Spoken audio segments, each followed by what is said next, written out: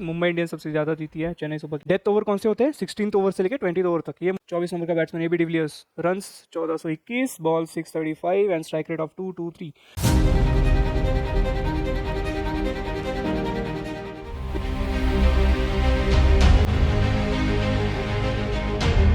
Hello everyone, deep loop पे आप सबका स्वागत है। अब तक हमने पाइथन, उसके लाइब्रेरी पांडास, नंपाई और मैटप्लॉटलिब के बारे में पढ़ा।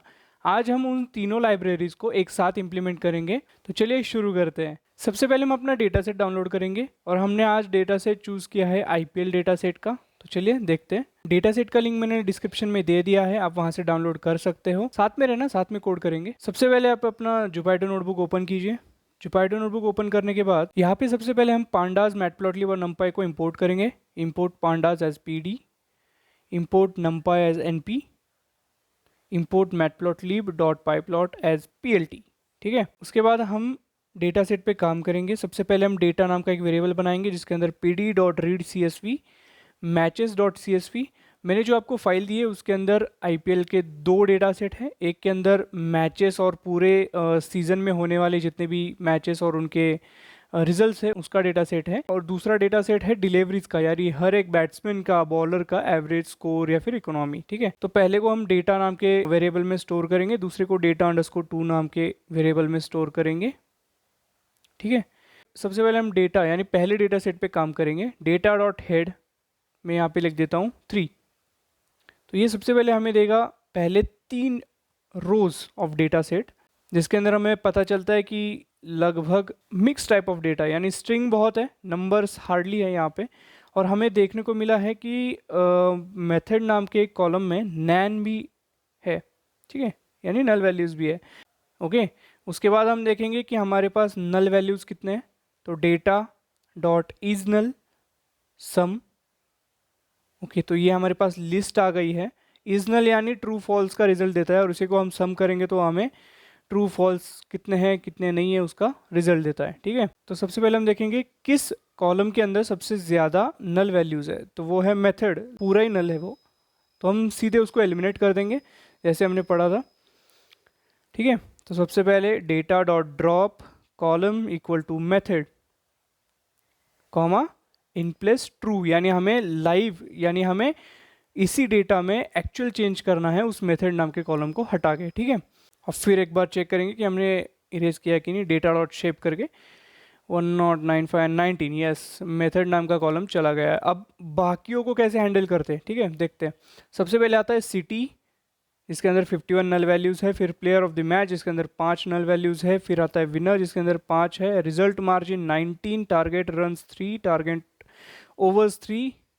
ओके, तो हम क्या करेंगे पता है, जिन जिन कॉलम के अंदर स्ट्रिंग है उसके अंदर हम अलग से डेटा फिल करेंगे, क्योंकि यहाँ पे इरेज करने की ज़रूरत नहीं है। 51 मतलब नेग्लिजिबल ही है। तो हमने देखा था नल वैल्यूज़ को फिल करने के कुछ तरीके हमारे स्टैटिस्टिक्स के वीडियो में। अगर आपने नहीं देखा है वो अब तक, ऊपर आई बटन है, वहाँ पे क्लिक कीजिए और वो वीडियो देखिए। तो यहाँ पे सबसे पहले हम क्या करेंगे, डेटा डॉट फिल एन ए।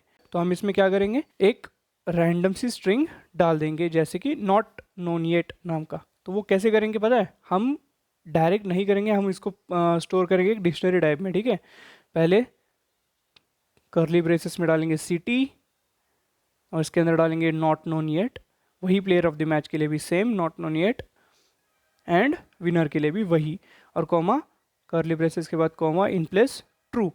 ठीक है, ये एक तरीका है। इसके और 2 तरीके हैं, वो हम आगे देखेंगे। ठीक है, तो जल्दबाजी मत कीजिए, हम सारे मेथड्स देखेंगे फिल एन ए के। ठीक है, उसके बाद फिर से हम चेक करेंगे data dot is null dot sum, and yes, हमारे वो सब नल वैल्यूज जो स्ट्रिंग में स्टोर थे वो जा चुके हैं। अभी बचा कौन, result margin, target runs and target overs. Result margin में देखते हैं अभी इसको कैसे हटा सकते हैं। हाँ, अभी ये तो नंबर के फॉर्म में है, तो इसमें हम सीधे मीन मीडियन मोड कोई भी यूज़ कर सकते हैं।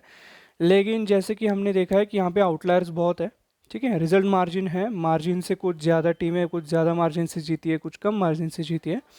तो यहाँ पे मीन यूज़ करना वर्थलेस रहेगा। अगर आपको फिर भी लगता है कि मीन क्यों नहीं यूज़ करना चाहिए, प्लीज़ आप स्टैटिस्टिक्स की वीडियो देखिए और फिर इस वीडियो पे आइए। तो इन शॉर्ट हमें इसको हैंडल कैसे करना है, इसका आंसर है मीन तो यूज़ नहीं कर सकते, आउटलायर्स बहुत ज़्यादा दूर है। दूसरा मोड, क्योंकि इसके अंदर है ना कैटेगरिकल वैल्यूज़ बहुत कम है, तो यहाँ पे हमारे पास बचा का मीडियन। तो ठीक है, मीडियन यूज़ करते हैं। मीडियन यूज़ करने का भी अलग तरीका है, जैसे हमने ऊपर मैंने आपको बताया ना फिल आने का। अब यहाँ पे दूसरा तरीका है फिल आने का। Instead of directly inserting every data inside the fill N A function, हम क्या करेंगे, बाहर ही एक डिक्शनरी बना देंगे।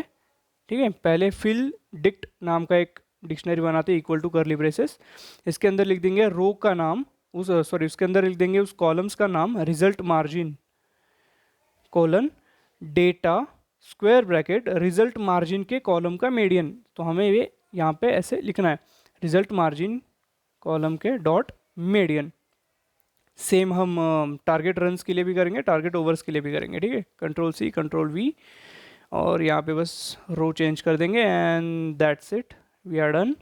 अभी इसी डिक्शनरी को हम सीधा फिल एन में पास कर देंगे, data dot fill N A fill dict comma in place true, और ये रन करके देखेंगे एंड दैट्स इट, ये हमारा आंसर आ गया, यानी सक्सेसफुली रन हो गया। हम फिर से एक बार इजनल करके देखेंगे, इजनल डॉट सम, और या जा चुका है। अभी इसी का एक और तरीका है, यहाँ पे हमारे पास 3 रोज है, यहाँ पे हमारे पास 3 कॉलम्स है, इसलिए हमने कर दिया मैन्युअली। व्हाट इफ हमारे पास 12 से 15 कॉलम ऐसे हो जिनके अंदर हमें करना है, तो क्या हम मैन्युअली करते बैठेंगे? नहीं। तो हम इसका एक सिंपल सोल्यूशन है, बहुत ईजी। ये मैंने पाइथन वाले वीडियो में सिखाया था, अगर किसी ने नहीं देखा तो प्लीज़ वॉच दैट वीडियो। तो हमारे पास जितने भी कॉलम्स को हमें चेंज करना है उन्हें हम एक लिस्ट में ले लेंगे। ठीक है, स्ट्रिंग की जो लिस्ट होती है उसके अंदर स्टोर कर देंगे। जैसे मैंने यहाँ पे कर दूंगा एग्जाम्पल के लिए, numerical cols equal to list result margin target runs target overs. ठीक है, अब इजी है, मुझे हर एक कॉलम में जाके ट्रैवर्स करना है और वहाँ जाके उस कॉलम के अंदर का मीडियन मुझे रिप्लेस करना है नल में। ठीक है, तो मैं क्या करूँगा, फॉर लूप यूज़ करूँगा, for call in numerical calls. अब वो कॉल क्या है, वो कॉल है ना हर एक कॉलम को ट्रैवर्स करता है इनसाइड दैट लिस्ट। इतना याद रखो कि कॉल है वो उस कॉलम के अंदर का डेटा नहीं है, वो कॉल उस लिस्ट के अंदर का डेटा है जो हमने ऊपर डिफाइन किया है। ठीक है, फिर उसके अंदर हम लिखेंगे डेटा कॉल्स। डेटा कॉल्स यानी डेटा नाम का जो हमारा डेटा सेट है उसके अंदर ith लोकेशन पे dot fill N A bracket लगा देंगे, data col dot median comma in place true. ठीक है, अभी डेटा कॉल डॉट मीडियन है ना, ये फॉर्मूला ही बन चुका है, ये एक वैल्यू है ऐसे समझो। ठीक है, अभी इस फॉर लूप में जो कॉल है ना वो उस न्यूमेरिकल कॉलम को एक्सेस कर रहा है। ठीक है, इस तरीके से हम फिल एन ए कर सकते। अब हमारा डेटा हो गया है क्लीन। अब हम क्या करेंगे, इसे एनालाइज करेंगे कि हम इससे क्या क्या पता कर सकते हैं। पहले हम देखेंगे मैच पर सीजन कितने होते हैं, तो यहाँ पे हम मैच पर सीजन का वेरिएबल डाल देंगे, डेटा ब्रैकेट सीजन नाम का जो कॉलम है उसे ही एक्सेस करेंगे हम, डॉट वैल्यू काउंट्स। इसका और एक तरीका है, मैं आपको बाद में बताऊंगा, value underscore counts bracket dot sort index. Dot value count क्या करता है, जितने भी आपके वैल्यूज है उसको सबको काउंट करता है। डॉट सॉर्ट इंडेक्स क्या करता है, उसको असेंडिंग या डिसेंडिंग ऑर्डर में सॉर्ट करता है। बाय डिफॉल्ट यहाँ पे असेंडिंग ऑर्डर में सॉर्ट किया है। उसके बाद हम मैटप्लॉटलिब यूज़ करके प्लॉट करेंगे, plt डॉट प्लॉट। प्लॉट के अंदर हम क्या प्लॉट करेंगे, मैचेस पर सीजन का इंडेक्स और मैचेस पर सीजन का इंडेक्स और मैचेस पर सीजन का वैल्यू। ठीक है, कॉमा मार्कर ओ दे देंगे, कलर रेड, और उसके बाद plt dot title number of matches per season, plt dot X label Y label दोनों दे देंगे, सीजन और मैचेस प्लेड, और उसके बाद plt डॉट शो। ये हमारा ग्राफ शो कर दिया है। ठीक है, हर सीज़न में कितने मैचेस खेले कितने नहीं खेले वो सब मैटप्लॉटलिब ने दिखा दिया है, विजुलाइज करा दिया है। उसके बाद हम देखेंगे कि विनर कौन सी टीम सबसे ज़्यादा बार जीती है सारे सीजन्स मिला के, तो उसके लिए हम डेटा विनर नाम का कॉलम को देखेंगे, dot value count dot head और 5 लिख देंगे, यानी पहले 5। अब 5 नहीं लिखोगे तो भी ये बाय डिफ़ॉल्ट 5 ही देगा। इसको रन करके देखते हैं, और यहाँ पे हम देख सकते हैं इनसाइट कि मुंबई इंडियंस सबसे ज़्यादा जीती है, चेन्नई सुपर किंग उसके बाद है, फिर जो भी आपका काउंट होगा। अब इसके बाद हम पढ़ेंगे कि हर सिचुएशन में जहाँ जहाँ बैट्समैन ने बाउंड्रीज मारी है हम वो कंडीशंस चेक करेंगे, क्योंकि कंडीशन चेक करना भी हमारे एक डेटा प्री प्रोसेसिंग का पार्ट है। चलिए देखते हैं, सबसे पहले बाउंड्री सक्सेस देखते हैं। तो बाउंड्री सक्सेस नाम का वेरिएबल बनाएंगे इक्वल टू, इसके लिए हमें सेकेंड डेटा सेट जैसे डिलीवरी डॉट CSV इसकी ज़रूरत पड़ेगी, डेटा अंडरस्कोर 2 जिसे हमने नाम दिया है, स्क्वायर ब्रैकेट डेटा अंडरस्कोर 2 के बैट्समैन रन अगर 6 है, बैट्समैन 6 है equal to data 2 square bracket data 2 square bracket runs equal to 6। तो पहले जो स्क्वायर ब्रैकेट के अंदर हमने लिखा है data underscore 2 batsman names equal to 6, इसका मतलब हम वो कॉलम एक्सेस कर रहे हैं बैट्समैन रन जिसके अंदर 6 रन है एक डिलीवरी पे, तो वो कॉलम एक्सेस करके हम स्टोर करेंगे। उसके बाद हम लिखेंगे top batsman 6 equal to boundary sixes नाम का वेरिएबल जिसके अंदर हमने स्टोर किया है बैटर, मतलब जिस बैट्समैन का नाम है उसका भी लिखेंगे, dot value count dot head 10। ठीक है, पहले 10। ठीक है, अगर हम 5 लिखना चाहे तो कुछ भी मत लिखो, बाय डिफ़ॉल्ट 5 ही प्रिंट करके देता है हेड। अगर आपको लास्ट के 5 चाहिए तो आप टेल लिख सकते हो। ठीक है, यहाँ हम प्रिंट करेंगे print 10 batsman with most sixes, और ये हमारा डेटा शो कर दिया। तो ये होता है कंडीशनल डेटा, यानी हम एक कंडीशन लगाते हैं और डेटा को एक्सेस करते हैं। इसे भी एनालिसिस का ही एक पार्ट समझिए। उसके बाद हम देखेंगे कि डेथ ओवर में सबसे अच्छी बैटिंग कौन करता है। ठीक है, डेथ ओवर कौन से होते हैं, 16th ओवर से लेकर 20th ओवर तक, ये मुझे आपको बताने की जरूरत नहीं है। Death over equal to data underscore 2, इसके अंदर हम एक्सेस करेंगे ओवर्स नाम का कॉलम, डेटा अंडरस्कोर 2 ओवर्स। उसके अंदर हम फंक्शन लिखेंगे बिटवीन नाम का, डॉट बिटवीन, और एक राउंड ब्रैकेट डाल के 16 से 20, तो ये टपल फॉर्म करता है 16, 17, 18, 19, 20 तक का। ठीक है, स्क्वायर ब्रैकेट क्लोज कर देंगे। अब हम ग्रुप करेंगे इसे, ठीक है, किसे, बैटर और उसके कैलकुलेटेड स्टैट्स को। Death stats equal to death over dot group by batter, और एग्रीगेशन फंक्शन आता है जो हमने पहले देखा था, डॉट एजीजी ब्रैकेट के अंदर रन्स नाम का पहला आर्गुमेंट डालेंगे, इक्वल टू बैट्समैन के रन्स जिसके अंदर बैट्समैन के रन्स होंगे, कॉमा सम। ठीक है, ठीक है, फिर उसके बाद दूसरा आर्गुमेंट होगा बॉल्स जिसके अंदर बॉल का काउंट होगा। ठीक है, और इस सब को aggregation co dot reset index डालेंगे।